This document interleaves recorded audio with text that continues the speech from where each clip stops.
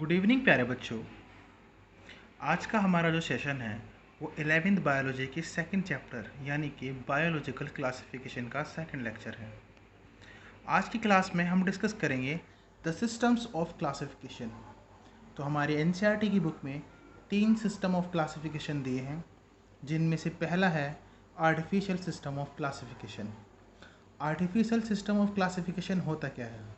देखिए, इसके अंदर एक या दो मॉर्फोलॉजिकल कैरेक्टर्स को ग्रुपिंग की जाती है और उसकी कंपेयर करके एक दूसरे से क्लासिफिकेशन किया जाता है।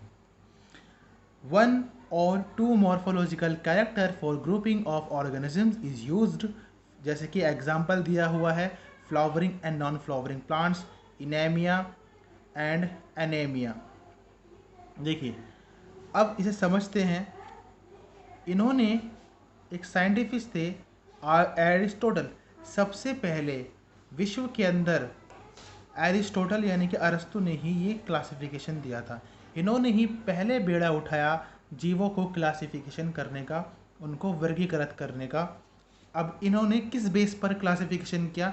इन्होंने कोई एक या दो कैरेक्टर्स को देखा यानी कि मॉर्फोलॉजिकल कैरेक्टर्स जो थे, यानी कि बाहर से कोई ऑर्गेनिज्म कैसा दिखता है, उसी के बेस पर इन्होंने क्लासिफाइड किया। लेकिन ये क्लासिफिकेशन साइंटिफिक नहीं था, ये आर्टिफिशियल माना गया, क्योंकि इसके अंदर साइंटिफिक पद्धति को का इस्तेमाल नहीं किया गया था। जैसे कि हम जब देखते हैं, हम दो तरह के प्लांट्स देखते हैं। एक वो प्लांट्स जिनके अंदर सिर्फ पत्तियां ही पत्तियां आती हैं, और दूसरे वो जिनके अंदर फ्लावर भी आते हैं। अब आपने अपने विद्यालय के अंदर भी देखा होगा, बहुत सारे पेड़ ऐसे हैं जिनके अंदर फ्लावर आते हैं, कुछ पेड़ ऐसे हैं जिनके अंदर फ्लावर नहीं आते हैं। ठीक है, तो अब इन्होंने क्या किया, मॉर्फोलॉजिकली देखा इस पौधे को कि इसके अंदर तो फूल आ रहे हैं, इसके अंदर फूल नहीं आ रहे हैं। तो इन्होंने पौधों को दो भागों में बांट दिया, एक तो वो जिनके अंदर फूल आते हैं, एक वो जिनके अंदर फूल नहीं आते, यानी कि flowering and non flowering plants. इसी तरह से इन्होंने जीवों को भी दो भागों में बांट दिया, एक इनैमा और एक अनैमा। इनैमा वे होते हैं जिनके अंदर बेटा आरबीसी पाई जाती है, यानी कि जिनका ब्लड रेड होता है, और एनीमा जिनका ब्लड रेड नहीं होता, इनके अंदर आरबीसी नहीं प्रेजेंट होती। अब एनीमा मतलब जिनका ब्लड लाल होता है, और एनीमिया जैसे कि जितने भी इंसेक्ट हैं, ऑलमोस्ट छोटे इंसेक्ट जैसे कि कॉकरोच है, या फिर आपका ततैया है, या फिर आपकी दूसरी चींटी वगैरह है, तो इनके अंदर ब्लड नहीं होता। सॉरी, ब्लड तो होता है लेकिन ब्लड के अंदर आरबीसी प्रेजेंट नहीं होती। तो इस बेस पर बस ब्लड के रंग को ही बेस मानकर इन्होंने क्लासिफिकेशन कर दिया, जो कि सक्सेसफुल नहीं हुआ। ठीक है, यानी कि ये आर्टिफिशियल था, साइंटिफिक नहीं था। इसमें बस मॉर्फोलॉजिकल कैरेक्टर्स को ही देखा गया, ना तो उनकी एनाटॉमी देखी गई, ना ही उनका साइटोलॉजी देखी गई, ना ही उनका फाइलोजेनिक देखा गया, ना ही उनकी जो ऑन्टोलॉजी है या फिर और की भी जो दूसरी स्टडी हम कर सकते हैं और दूसरे कैरेक्टर्स को हम इंक्लूड कर सकते हैं, वो इसमें नज़रअंदाज किया गया। बस दो या एक कैरेक्टर्स को ही ध्यान में रखकर, कॉन्ट्रास्टिंग कैरेक्टर को ध्यान में रखकर ही क्या मान लिया गया, उनको ग्रुपिंग कर दी गई, उनका क्लासिफिकेशन कर दिया गया। ठीक है, अब इसमें एरिस्टोटल का जो क्लासिफिकेशन वो भी आर्टिफिशियल में आता है, थ्रियोफेस्टस का भी, कैरोलस लिनियस का भी। बेटा एक चीज़ मैं आपको बता दूं कि एरिस्टोटल जो हैं, अरस्तु, इनको फादर ऑफ बायोलॉजी भी कहा जाता है। क्या कहा जाता है? फादर ऑफ बायोलॉजी भी कहा जाता है।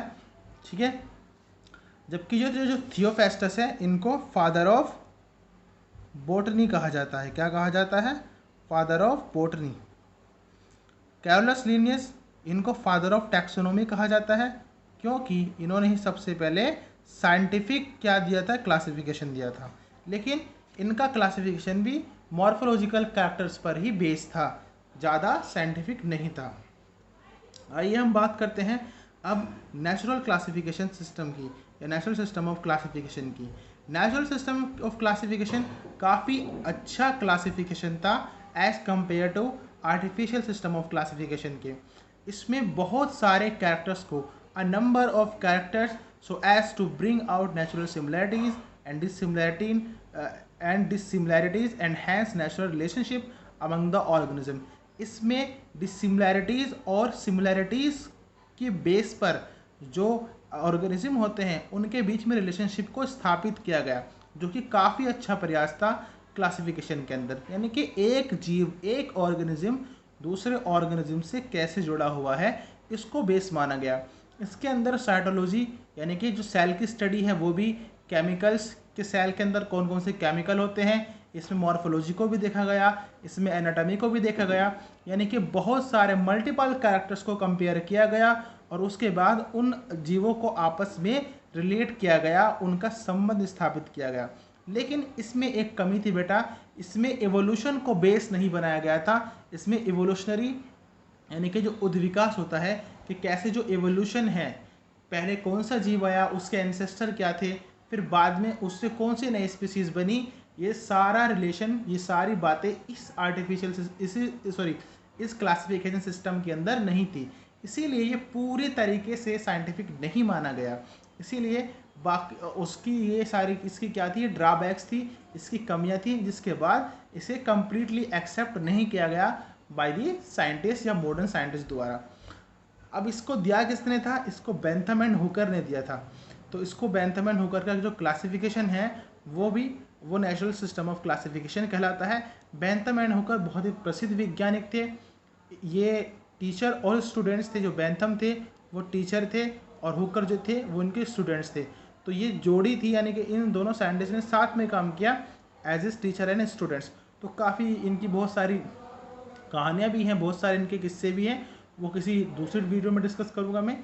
ठीक है, तो ये था नेचुरल सिस्टम ऑफ क्लासिफिकेशन। एक बार और बता दो इसके बारे में कि इसके अंदर बहुत सारे कैरेक्टर्स को शामिल किया गया।